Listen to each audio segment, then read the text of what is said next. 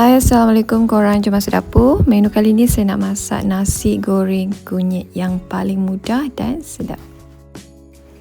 Okey, mula saya nak tumis dulu bahan kisar. Bahan kisar ni dia ada bawang putih, bawang merah, campur bawang holland sikit dan cili padi dan juga ikan bilis. So kisar menggunakan chopper.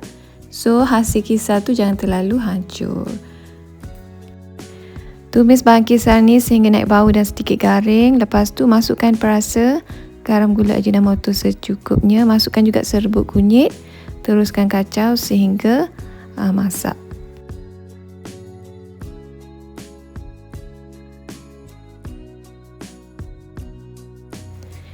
Bila bahan tumis ni dah masak, bolehlah masukkan telur.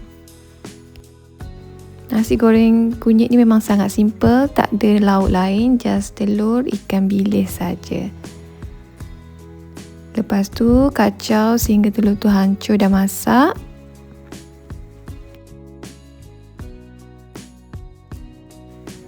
Barulah masukkan nasi putih yang dihancurkan. Ni nasi semalam lah, tak habis kan, so buat je nasi goreng untuk sarapan pagi. Teruskan kacau sehingga rata dan masak.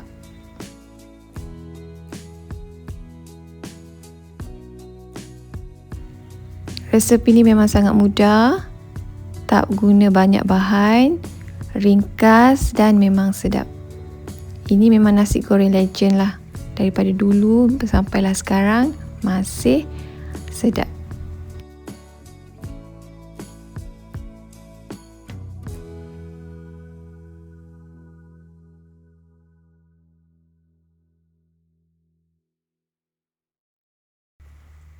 Okeylah korang, itu saja sedikit perkongsian daripada saya untuk kali ini. Thank you korang for watching. Bye, jumpa lagi.